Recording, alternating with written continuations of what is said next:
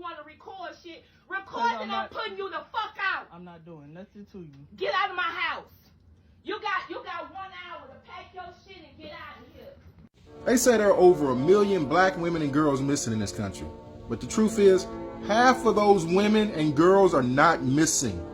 They don't want to be found. Either they was kicked out by their mothers or they left home because of their mothers. Let's be real about it. How many times have you heard a black woman tell you they've been on their own since they was 16?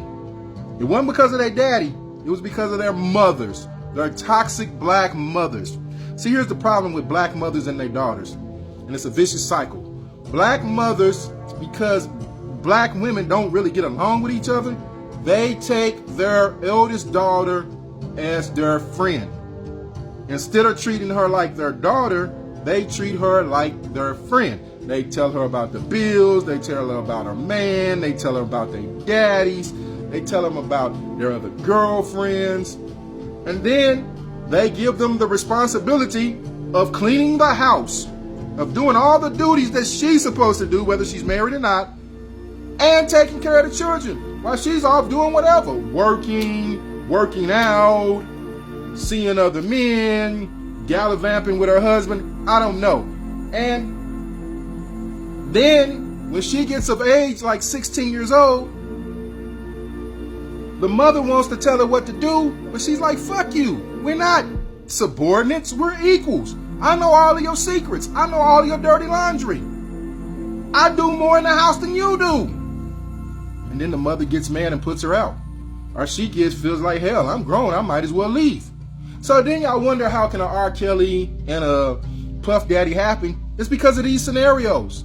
Because you got these young girls on the streets, and when they're on their own since 16, they don't want nobody who's 16 years old. They got their own apartments, they got their own jobs, they got their own cars, they're making their own money. They don't want no high school boy. They want an older man. They want a grown man. So they lie and sneak their ways in the clubs.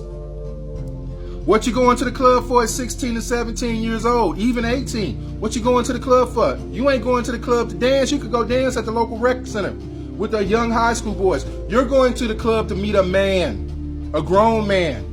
One with money, one with a job, one with a car. I used to go to a high school on a military base, and all the military men would sneak on the high school campus looking for the girls. Yeah, and those high school girls didn't want the high school boys because we didn't have money, we didn't have cars, we was living with our parents. They wanted them. Yeah.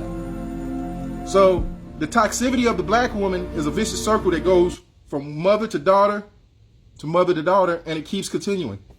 That's why you got so many black women bitter, because hell, half of them been on their own since they were 16. They don't know how to be a kid.